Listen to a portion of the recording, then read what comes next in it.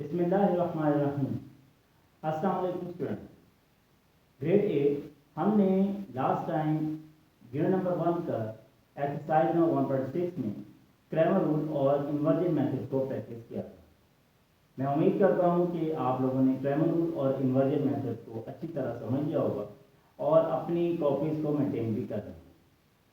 Student, आज हम इसी एक्सरसाइज का क्वेश्चन नंबर 2 और बाकी जो ऑनवर्ड टोटल क्वेश्चन जो हैं इसके 6 हैं वो हम करने की कोशिश करेंगे।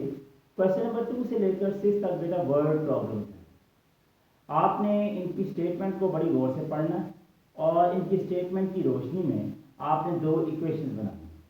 जब आप सक्सेसफुली दो इक्वेशन बना लेते हो तो फिर आपने क्रैमर रूल और इन्वर्जन मेथड को प्रैक्टिस करना, जो कि आपने क्वेश्चन नंबर 1 में वो प्रैक्टिस कर ली होगी। ठीक है स्टूडेंट, तो आइए हम क्वेश्चन नंबर 2 को स्टार्ट करते हैं।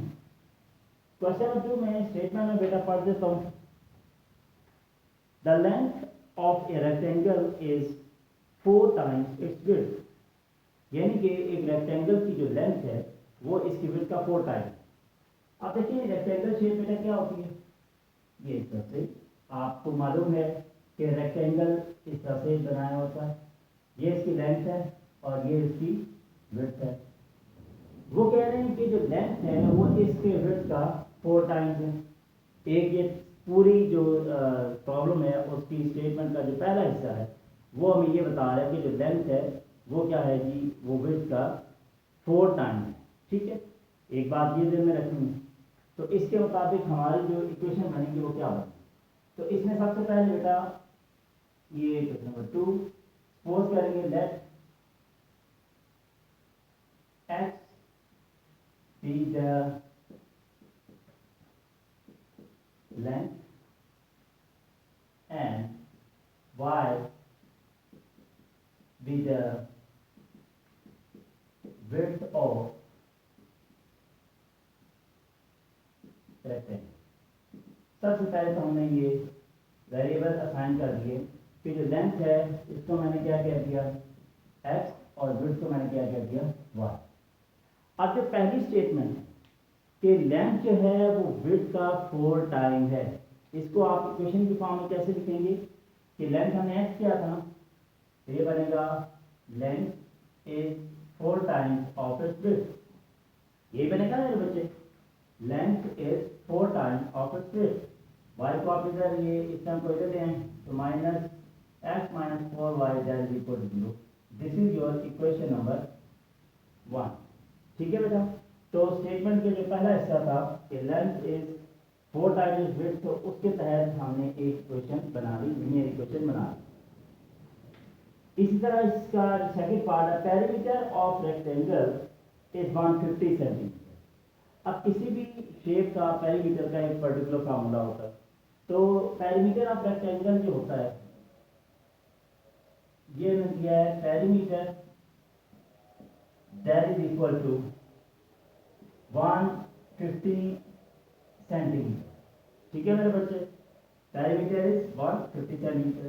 रेक्टेंगल का पेरीमीटर का फॉर्मूला होता है 2 टाइम्स लेंथ प्लस विड्थ।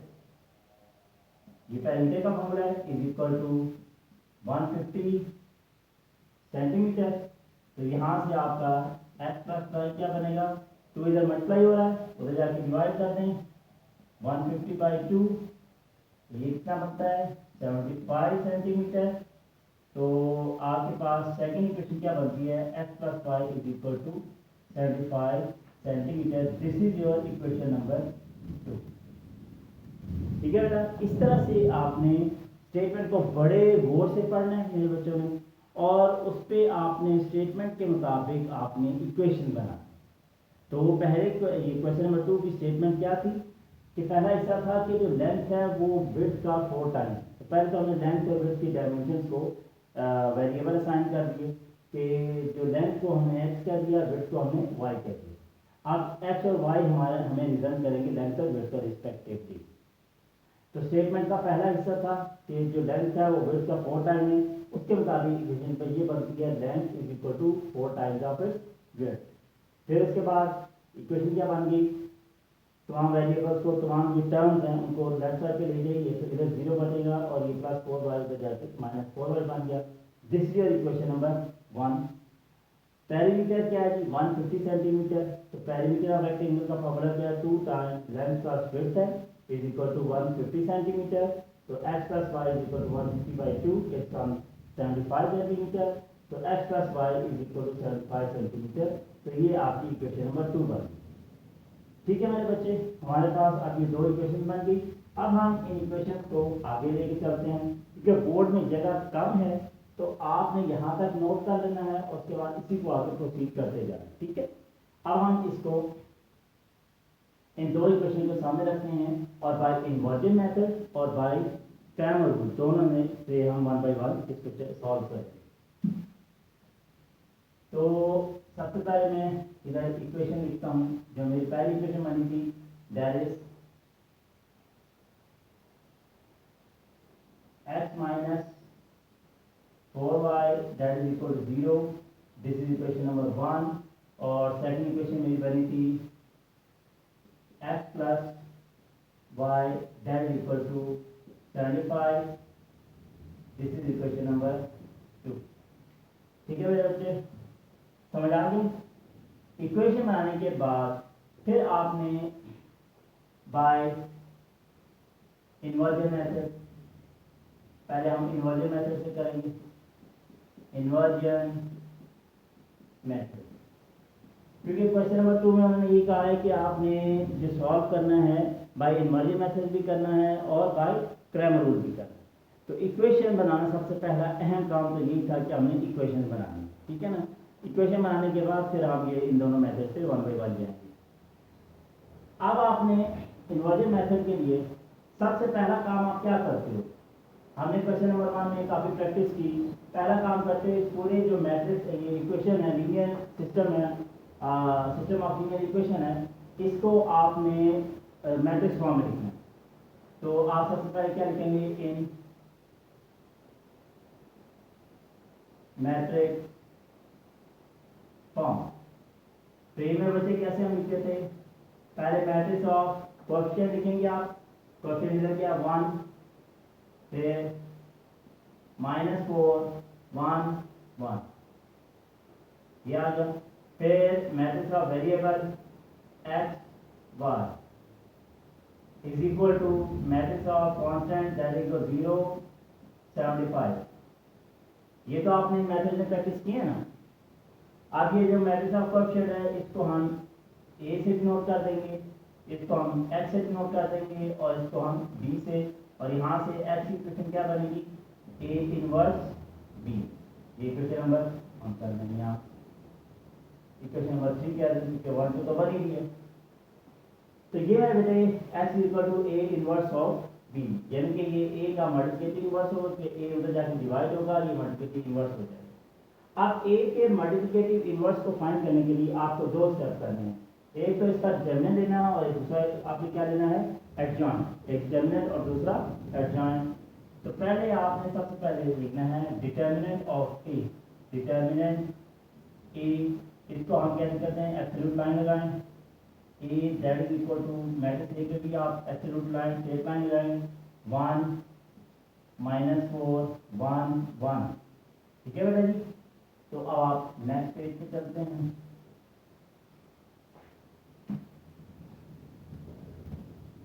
अब ए का डिटरमिनेंट बेटा क्या आएगा, A determinant that is equal to this multiplication, आपने entries of the first diagonal minus entries of the second diagonal, -4 times 1 करेंगे। तो ए डिटरमिनेंट हमारे पास क्या आएगा, 1 -1 +4। तो determinant of A that is equal to 5। ठीक, हमने ये क्यों किया, we have to find out the multiplicative inverse of A. अब आपने बेटा आपने दूसरी चीज करनी है मल्टीप्लिकेटिव इनवर्स के लिए, वो होती है एडजॉइंट। तो एडजॉइंट ऑफ ए, आपने मैट्रिक्स सी लिखना है, मैट्रिक्स फॉर्म में लिखना है। ये जो फर्स्ट डायगोनल है ना, ये वाला, इनकी एंट्रीज को आपने एक्सचेंज कर देना है, तो इधर कोई फर्क नहीं पड़ेगा, ये भी 1 है ये भी 1। जबकि दूसरे डायगोनल की एंट्री के साइन चेंज कर दें, 44 ये -4 था, तो ये क्या बन गया +4, और ये +1 है तो ये क्या बन जाएगा -1। ठीक है बेटा, ये बन गया इसका एडजॉइंट। अब आपके पास मल्टीप्लिकेटिव इनवर्स ऑफ ए लिखने का तरीका पता है, 1 determinant of A into adjoint A. तो ये आपका बन जाएगा मल्टीप्लिकेटिव इनवर्स 1 बाय डिटर्मिनेंट हमारे पास क्या था 5 और एडजॉइंट हमारे पास क्या बना है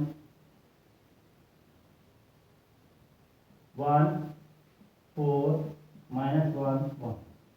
तो ये मेरे बच्चे आ गया ए इनवर्स आ गया, यानी कि मल्टीप्लिकेटिव इनवर्स आपका जो रिक्वायरमेंट आपका इक्वेशन नंबर 3 था ये चीज़ आ गई। बाकी एक्स और बी तो हमारे पास ऑलरेडी हैं, हमें ए इनवर्स चाहिए था, किस मेथड के थ्रू इनवर्स मेथड, तो वो हमारे पास ए इनवर्स आ गया। यहाँ तक बेटा आप नोट कर लें, ठीक है ना।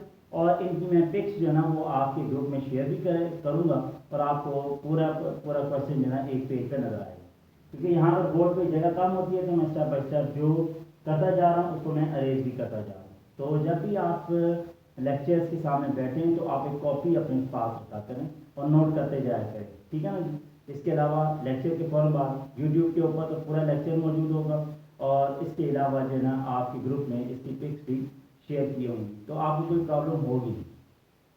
अब यहाँ पर आपने देखा कि ए इनवर्स हमारे पास ये चीज़ आ गई। अब हम इससे आगे चलते हैं यूजिंग द इक्वेशन नंबर 3। अब मैं यहाँ पर अरेंज कर लगा हूँ, ठीक है बेटा, ताकि हमारे पास स्पेस कम है, तो ये मैंने अरेंज कर दिया। यहाँ तक हम पहुँच चुके हैं कि ए इनवर्स हम तक पर पहुँच गया। आप लिखेंगे by equation number 3। Equation number 3 क्या थी, x equal to A inverse of B. आप x की जगह आप इसके लिखें मैट्रिक्स एफ वाई था और ए इनवर्स की जगह हमने लिखा 1/5 इंटू 1 4 -1 1 और बी की जगह हमने बी मैट्रिक्स लिखना है, वो हमारे पास था जनाब, बी मैट्रिक्स हमारे पास था 0 75, ये हमारे पास मैट्रिक्स बी था। अब आपने इनको मल्टीप्लाई करना है, ठीक है, सॉल्व करना है, तो किस तरह करेंगे, ये एक्स वाई आ गया दैट इक्वल टू 1/5। अब आपने मल्टीप्लिकेशन ऑफ टू मैट्रिसेस काफ़ी प्रैक्टिस किया होगा, यानी कि ये हॉरिजॉन्टल लाइन लगा दी और इधर एक वर्टिकल लाइन है, ठीक है ना जी। तो tail multiply by tail 1 times 0 plus head multiply by head 4 times 75, फिर ये मैट्रिक्स क्लोज कर दें। और इस तरह सेकेंड रो आप ले, tail times tail -1 times 0 plus 1 times 75, ठीक है मेरे बच्चे। अब यहाँ पर हमारे पास क्या बन गया, X Y that equal to 1/5 into यहाँ पर क्या आ गया 0 प्लस 4 5 20 4 ये 300 आ गया और यहाँ पर बन गया 0 प्लस 75। एनी डिफिकल्टी मेरे बच्चे, चलो अब यहाँ पर हमारे पास क्या आ गया जी, X Y that equal to 1/5 और इधर आ गया 300 और इधर बन गया 75। आज ये दोनों जो एंट्रीज हैं they will be divided by 5।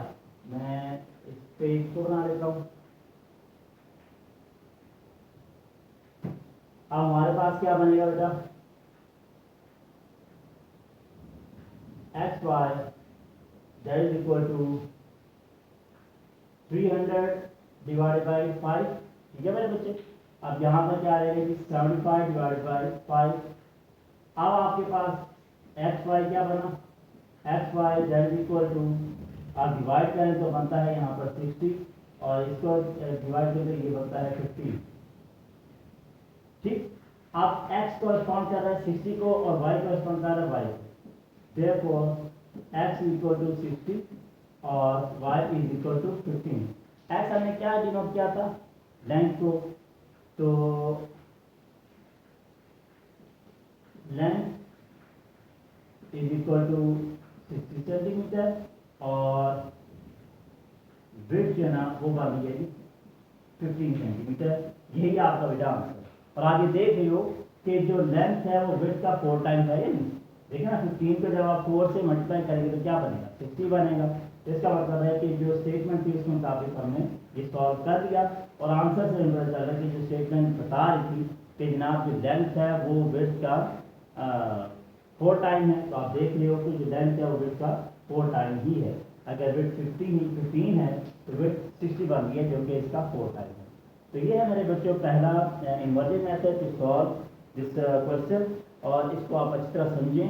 अब हम इसके बाद जो है वो क्रैमर रूल के थ्रू यही स्टेटमेंट पढ़ेंगे, इन्हीं क्वेश्चंस को क्रैमर रूल के थ्रू सॉल्व करते हैं और हम देखेंगे क्रैमर रूल से भी आंसर यही बनेगा लेंथ और विड्थ का। ठीक है बेटा। और इंशाल्लाह क्रैमर रूल को हम करते हैं थोड़ी सी ब्रेक के बाद। इसको आप अच्छी तरह से समझिए।